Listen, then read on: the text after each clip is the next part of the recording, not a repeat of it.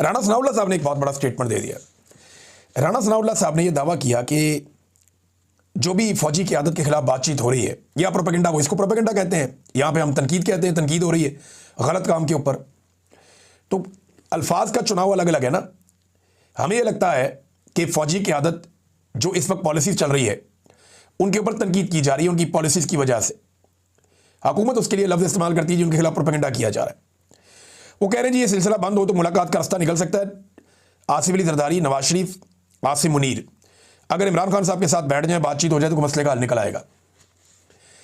देखिए आसिफ अली जरदारी और नवाज शरीफ तो ना 3 में ना 13 में बेचारे बिला वजह ही बीच में होंगे, लेकिन अगर आसिम मुनीर इमरान खान साहब से मिलने जाके, जो इमरान खान की बहन ने भी कहा था कि अगर इमरान खान के सामने कोई रो दे तो वो फिर माफ़ कर देते हैं, लेकिन आसिम मुनीर साहब को करना क्या, सिर्फ इमरान खान साहब से ये कहना कि जी मुझे आप कुछ ना कहें, फिर उन्हें इस्तिस्ना की भी ज़रूरत नहीं रहेगी, फिर उन्हें किसी और ऐसी चीज़ की ज़रूरत नहीं रहेगी और वो निकल जाए इस सारे मामले में से। ठीक है, छोड़ें सियासतदानों को, मुल्क को चलाने दें, लेकिन जिसके पास ताकत होना पाकिस्तान में वो ताकत छोड़ता नहीं है।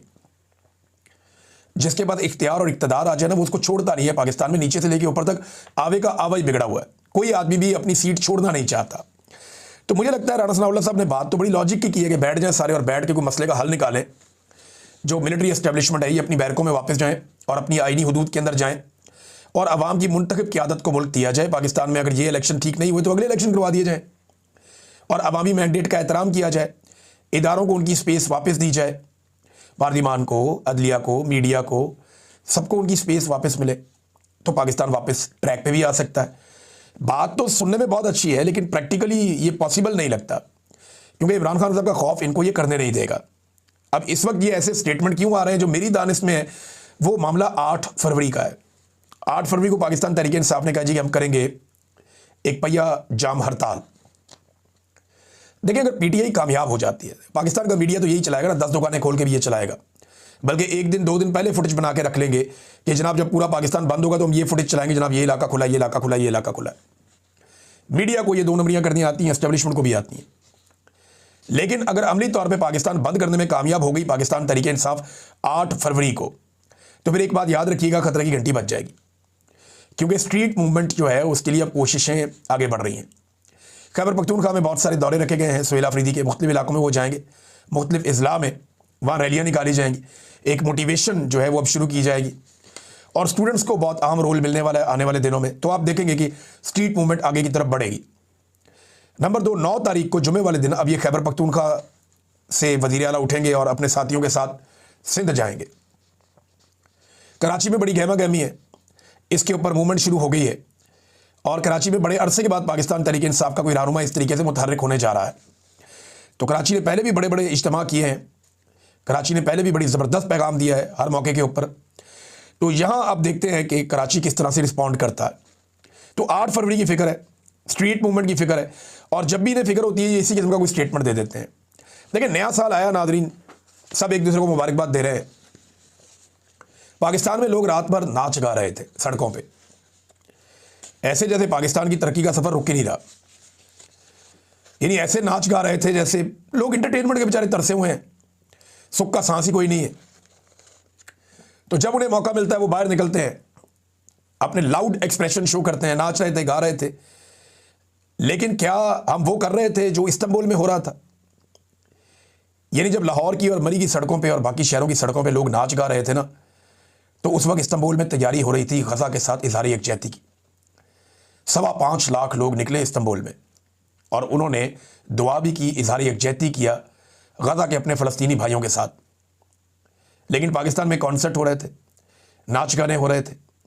पाकिस्तानियों को यह सोचना पड़ेगा कि उनके ऊपर यह जुल्म क्यों होता है। ये जालिम आपके ऊपर तब तक मुतहर्रिक रहेंगे जब तक आप एक मुट्ठी बनकर खड़ा होना नहीं सीखेंगे। गानों पे झूमने से बेहतर है कि आप एक दफ़ा दमादम मस्त कर अंदर करें और अपना हक मांगें, क्योंकि आपके हक के लिए सिर्फ लीडर की जिम्मेदारी नहीं है कि वो लड़े। कभी नवाज शरीफ लड़े, कभी बेनज़ीर लड़े, कभी जुल्फ़िकार दी भुट्टो लड़े, कभी कोई और लड़े, आज इमरान खान लड़ रहा है वो लड़ाई। आपको खुद अपनी लड़ाई लड़नी पड़ेगी, आपको खड़े होना पड़ेगा। पाकिस्तानी जब तक खड़े नहीं होंगे तब तक लीडर जितनी मर्जी कुर्बानियां देते रहें, पाकिस्तान आगे नहीं बढ़ेगा। एक दफ़ा पाकिस्तानियों को खड़ा होना पड़ेगा, निकलना पड़ेगा बाहर, जैसे कौमें निकलती हैं। पाकिस्तानियों ने 8 फरवरी को एक बड़ा पुरअमन तरीके से, बड़ा शानदार तरीके से इनकलाब का एक जलवा दिखाया था। ये वही पाकिस्तानी है। इन्हें एक मरतबा फिर पुरअमन तरीके से एस्टेब्लिशमेंट को बताना पड़ेगा कि हमारे पास दूसरा तरीका भी है और हम इससे इस्तेमाल भी कर सकते हैं, और बड़े पुरअमन तरीके से हो जाएगा। इनकी तबीयत सेट हो जाएगी अगर एक दफ़ा पूरा पाकिस्तान बाहर आ जाए तो, और पाकिस्तान बाहर अल्टीमेटली आ ही जाएगा, क्योंकि पाकिस्तानियों का मुकाबला को बहुत अक्लमंद लोगों से नहीं है, वो भी बड़े एवरेज किस्म के लोग हैं। अब देखें ना, ये जुरैन नज़ामानी, इन्होंने आर्टिकल लिखा एक्सप्रेस ट्रिब्यून में, जिसमें उन्होंने बताया कि नई नस्ल जो है वो नफरत कर रही है आपसे, आप जो मर्जी कर लें, जो सौदा बेच रहे हैं, नई नस्ल आपसे वो सौदा नहीं खरीदेगी, वो आपकी बात सुनने के लिए तैयार नहीं है, बल्कि वो आपको म्यूजिक एंजॉय करेगी जब उनको मौका मिलेगा। वो बता रहे हैं कि नई नस्ल आपकी बातों में आने वाली नहीं होती। बड़ा अच्छा आर्टिकल लिखा। इस आर्टिकल को बहुत थोड़े से लोगों ने पढ़ना था। कितने लोग हैं अंग्रेजी पढ़ने वाले? थोड़े से। हमें जब उर्दू अखबार और अंग्रेजी में चॉइस करनी होती है तो हम लोग, क्योंकि उर्दू मीडियम लोग हैं तो हम उर्दू अखबार पढ़ लेते हैं। अंग्रेजी पढ़ने वाले ही बहुत थोड़े से हैं पाकिस्तान में बाबू, बहुत थोड़े लोग हैं, और उनमें से भी ज़्यादातर आर्टिकल्स नहीं पढ़ते, खबरें वबरें देखते हैं, निकल जाते हैं। ये आर्टिकल्स की एक दौड़ के अंदर ये आर्टिकल कहीं गायब हो जाता। लेकिन आप देखें कमाल उस मिलिट्री एस्टेब्लिशमेंट के ऑफिसर का जिसने इसको डिलीट करवाया।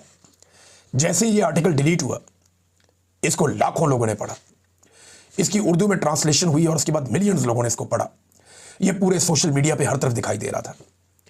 नज़ामानी साहब को चाहिए कि वो जाकर शुक्रिया अदा करें उस ऑफिसर का ढूंढ के, जिसने उन्हें एक आर्टिकल में उतनी शोहरत दिला दी जितनी शोहरत एक लिखारी को सैकड़ों आर्टिकल लिखने में जाकर मिलती है।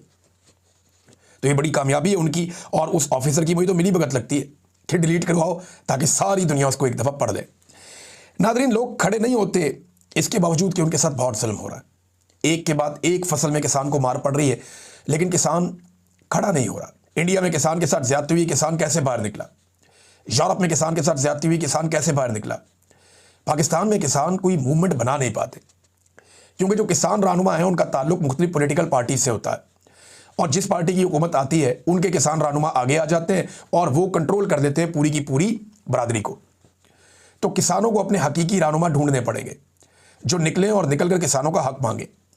आलू का किसान भी डूब गया, धान का किसान भी डूब गया, गंदम का किसान भी डूब गया, गन्ने का किसान, चीनी की कीमत इतनी बढ़ गई, डबल से ऊपर हो गई, और गन्ने की कीमत पिछले साल वाली, बल्कि वो भी गन्ना सुखा सुखा के उन्होंने खरीदा, किसानों को रोल के रख दिया उन्होंने। अब आलू का जो किसान है वो भी डूब गया। 66 अरब का टोटल नुकसान हुआ ओकाड़ा, पाकपतन, साहिवाल, कसूर, विहाड़ी और खानेवाल के किसानों का। रेट ही नहीं मिल रहा। अब अगर ये कोल्ड स्टोरेज के अंदर रख देंगे अपने आलू और कोशिश करेंगे कि रमजान में निकाल कर बेचे, तो रमजान भी 1 महीने के बाद आ रहा है, तो 1 महीने के बाद जब रमजान आ रहा है तो फिर अगर वहां भी कीमत ना बढ़ी तो फिर क्या करेंगे? फिर स्टोरेज के पैसे कौन देगा?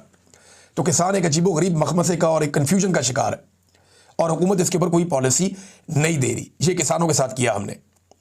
नाज़रीन, एक एक करके सारे इदारे जो है वो फारिग किए जा रहे हैं।